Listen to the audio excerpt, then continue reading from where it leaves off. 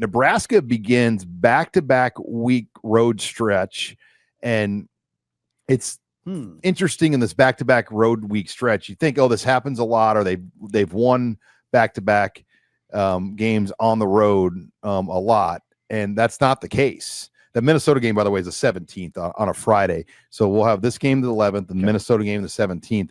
But Nebraska has not won back-to-back weeks on the road since 2006, and a hat tip to Michael Severe, our friend. He's been on that stat all year, and he makes a good point. Yeah, you can assume Nebraska can win these two games, but they haven't done it in 20 years. What a stat. So that was a team that played for the Big 12 title.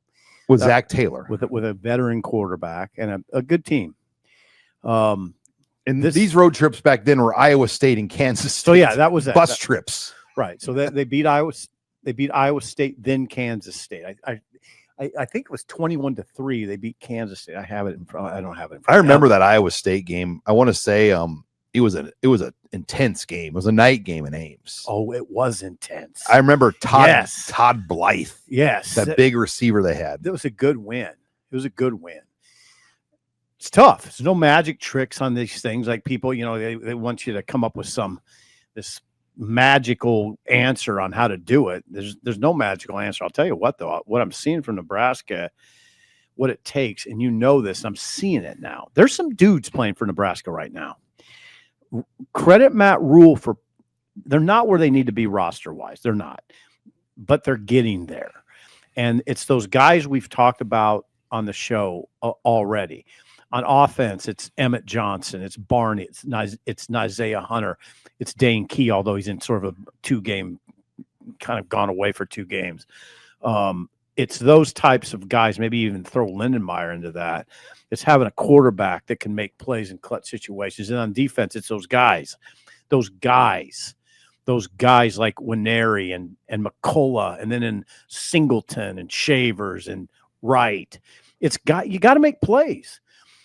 The one other thing I'd say is think about that game last week when Nebraska looked dead in the water at 21-14, and it was a lull. And Sean, we were up there thinking, God, this isn't going well. 21-14 the third quarter. And then what? Ja'Cory Barney adjusts his route, gets wide open, and Dylan delivers a strike into the wind.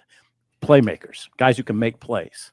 That's what gets you over the top on the road. Well, and just think of the coaches you're going to be going against. Like, look, Mike Loxley was a Nick Saban guy. A well-respected recruiter. Next week, you'll see PJ Fleck. A lot tougher with Fleck, though. I mean, but, there's no chopped liver. I mean, you're going against a well-coached team every week with coaches that have, legit backgrounds. I don't think Nebraska's going to get out coached by Mike Loxley. It's not Fleck, this is not like Darrell Hazel and Purdue or something. No, that's true. But also, Fleck is much more formidable. Fleck's tough. The game with Minnesota, to me, seems tougher. Not that this won't be.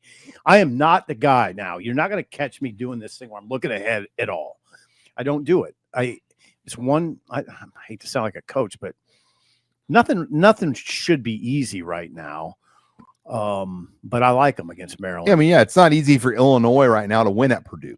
No. I mean, every game in this league, unless you're Ohio State, maybe. Oregon. How about Indiana? I mean, put Indiana in there. Close. I mean, the Iowa game was 20-15. Oh, good point. See, that's a great point to back your point.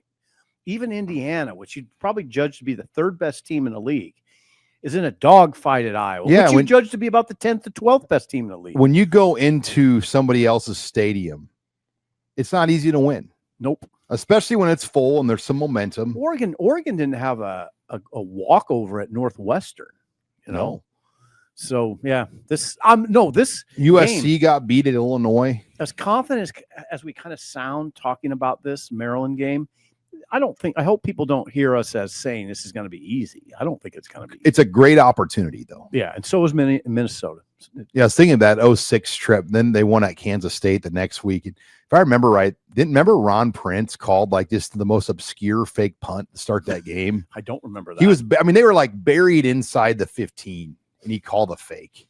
Prince didn't last long. Bill Callahan, I remember, called a fake field goal that game, too. You have a great memory. Josh Freeman. Yep. So 2006 was the last time Nebraska's won two straight was games. Freeman the 06 quarterback? Yeah, I think so. Yeah, he would have been. He would have been a true freshman. Huh. 2006, the last time Nebraska's won two straight on the road. Dan McCarney and Ron Prince were the coaches. Yeah, to really age you. It doesn't take much. I used to love Dan McCarney. Was a great guy. Yeah, he was upbeat.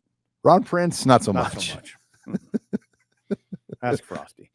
Frost, yeah, Frost worked. Frost was a part of the. Frost was coaching for Kansas State the last time Nebraska. He was a GA. GA. Yeah, he got for Raheem Morris. Yeah, he got a big break. That was Frost, kind of a big. He was at Northern Iowa. I think he was DC, and he caught a big break to get into like a power conference. And I want to say James Franklin was on that Kansas State staff back then. He might have been. That's amazing if you're right about that. I'm looking back to double fact check myself. Yeah, 06, 07. James Franklin was he was the offensive coordinator, quarterbacks coach. So that's how long it's been since Nebraska's won back-to-back weeks on the road. James Franklin and Scott Frost were coaching together at Kansas State for Ron Prince. It's remarkable, Sean. That's pretty crazy. Franklin and Frost were together. I mean, just think about that in so many different ways. I know. Wild. It's wild. You could do that. Would be fun to look back at even maybe Iowa State staff, and you don't have to do it now. But and Raheem Morris was the defensive coordinator for Kansas State. Right. I mean, James, that was crazy about when you think back to the big Ron Prince hired some good coaches. Oh yeah, those two guys, Franklin and Raheem Morris. As your coordinators, it's really good. They scored 3 points.